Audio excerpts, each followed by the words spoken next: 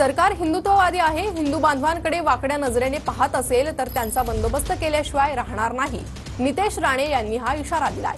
हिंदू समाजाची सेवा करणं ही आमची जबाबदारी असल्याचं वक्तव्य राणेंनी केलंय।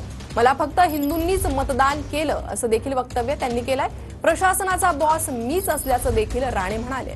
तर मला मॅनेज करण्याएवढी क्षमता कोणाची नाही असं वक्तव्य नितेश राणेंनी केलंय। तर नितेश राणे यांचं हे वक्तव्य आहे। प्रशासनाचा बॉस मीच असल्याचं वक्तव्य नितेश राणेंनी केलं आहे।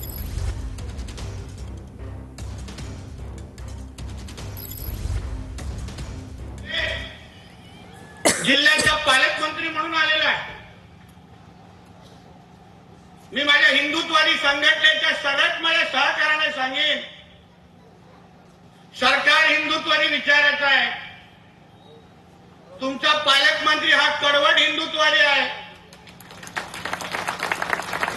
या सावंतवाडीमध्ये, या सिंधुदुर्गामध्ये कोणीही माझ्या हिंदू धर्माकडे कोण वाकड्या नजरेने पाहत असेल, फक्त मला एक फोन करा, परत तो शुक्रवारी त्या जागी जाणार नाही याची काळजी मी तुमच्यासाठी घे। काही चिंता करू नका। आज आम्ही सरकारमध्ये आहोत।